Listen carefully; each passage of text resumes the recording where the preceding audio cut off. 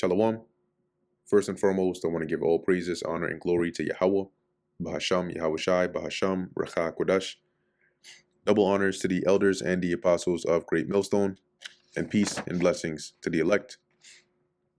And today we're going to go into the book of Psalms, the 80th chapter, okay, which in here, it's mainly dealing with the adversaries of Israel, right? The enemies of the Lord and the enemies of the nation of Israel, as at least in the first few verses here, it lists them. Okay, so the next time you wonder if Israel has enemies, yeah. So this is Psalms 80, the book of Psalms, chapter 80, verse 1. To the chief musician upon Shoshan Nimedoth, Shoshani Medoth, a psalm of Asaph. Okay, and let's look at this in the NLT. It says, for the choir director, a psalm of Asaph to be sung to the tunes, or to the tune, Lilies of the Covenant. Okay.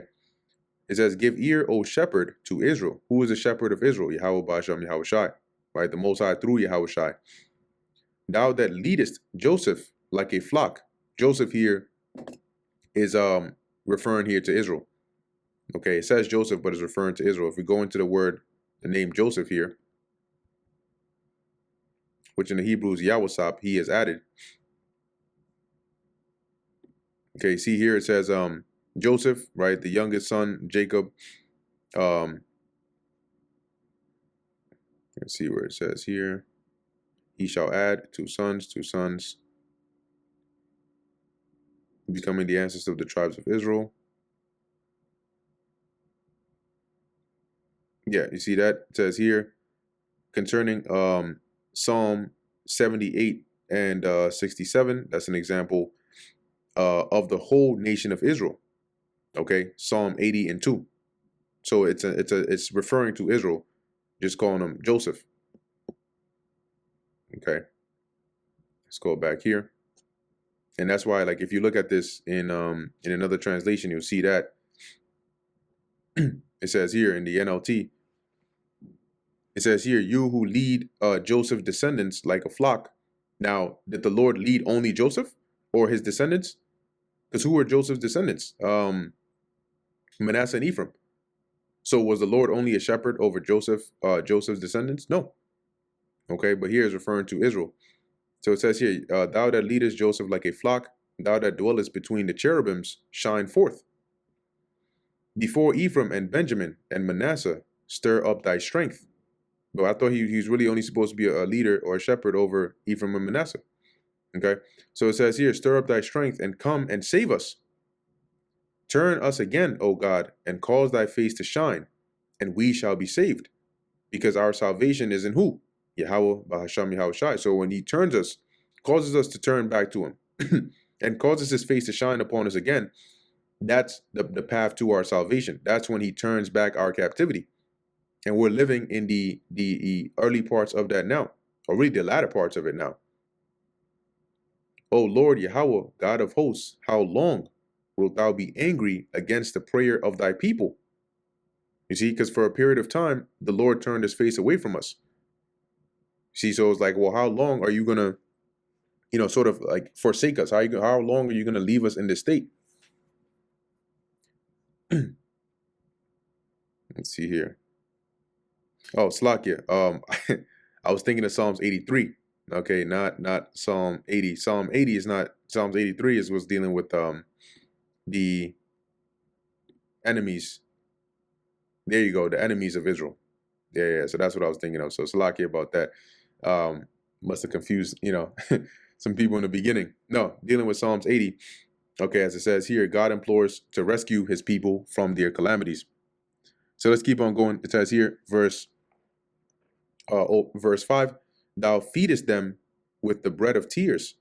Thou givest them tears to drink in great measure. Okay, and once again, this was, when the Lord put us, in affliction, right? He humbled us through judgment. That was likened unto us being fed tears, right? We cried so much, it was like our daily bread. And then as it says, in great measure, thou makest us a strife unto our neighbors, and our enemies laugh among themselves. See that? So going into us being a byword, a proverb, right? Thou hast made us the scorn of of neighboring nations. Our enemies treat us as a joke. Turn us again, O God of hosts, and cause thy face to shine, and we shall be saved.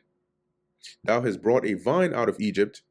Thou hast cast out the heathen and planted it. Okay, and that vine represents Israel. That's another precept for the when you read in Romans 11, and it talks about the vine, that wild olive tree, in the book of what's that, Jeremiah? Is it Jeremiah 6? Let's just word search it. Oh, Jeremiah 2, right? Jeremiah 2 and 21. Yet I planted thee a noble vine, referring to Israel. In fact, this lines up right perfectly what we're about to read. So the Lord said he planted Israel, right, as a noble vine, holy, a right seed. How then art thou turned into the degenerate plant of a strange vine unto me? See, so going back to Psalm 80 and 8, thou hast brought a vine out of Egypt, which was the Lord delivering us out of Egypt, Israel. Thou hast cast out the heathen, which were the Canaanites in the land, and planted it. Right? What did we just read in Jeremiah 2 and 21? Yet I planted thee. Who was the Lord speaking to here? Israel. Right? I planted thee a noble vine. So this was when the Lord put Israel in the land. Thou preparest room before it, and didst cause it to take deep root, and filled the land. That was the noble vine, a holy, right seed. See, the Lord put us in a good land. Okay, he gave us laws, statutes, and commandments. He prepared everything for us. You see, and it filled the land, right? We populated, we took over the land. The hills were covered with with the shadow of it, and the boughs thereof were like the goodly cedars, right? And that's describing when we took over the land, right? How we were flourishing. She sent out her boughs onto the sea and her branches onto the river. This is describing our, as it says, we spread our branches west to the Mediterranean Sea.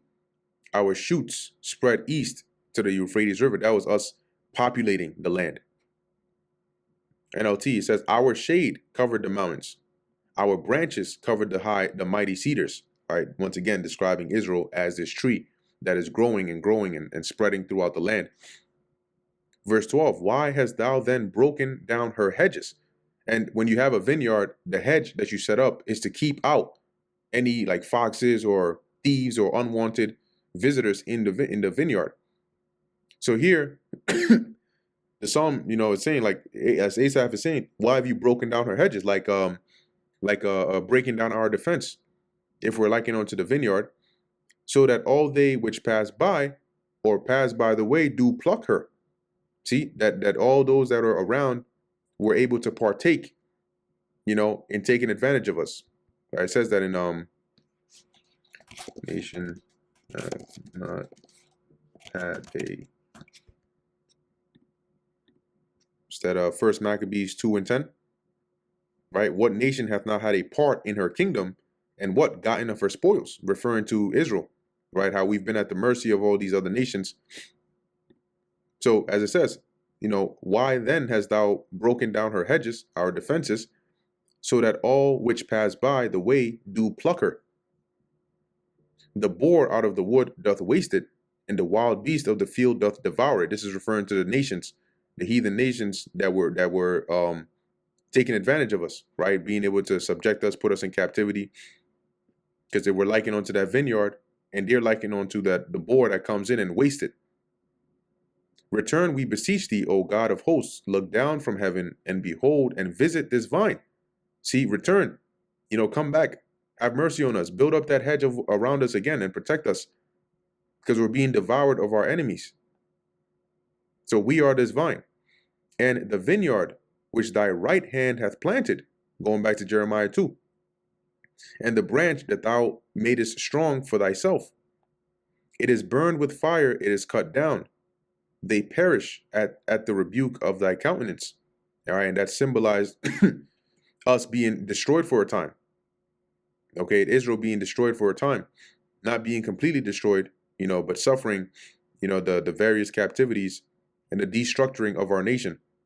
Let thy hand be upon the man of thy right hand, upon the Son of Man, whom thou madest strong for thyself. Let's read that in the NLT. It says, strengthen the man you love, the son of your choice. Okay, which ultimately is Yahweh Shai, but it also represents Israel, because we're likened unto the Son of the Lord. So will we not go back from thee, right? We're not going to deviate from your ways anymore. Quicken us, revive us, and we will call upon thy name. Turn us again, right? Return us. Turn away our captivity. Cause us to repent and come back after you. O Lord, Yahweh, God of hosts, cause thy face to shine, which is the Lord's grace, to be showed upon us, and we shall be saved. And that brings us to the end of the book of Psalms, the 80th chapter. Lord willing, that was edifying to the elect. In closing, I want to give all praises, honor, and glory to Yahweh, Bahasham, Yahweh Shai, Bahasham, Racha Kodash. And until next time, Shalom.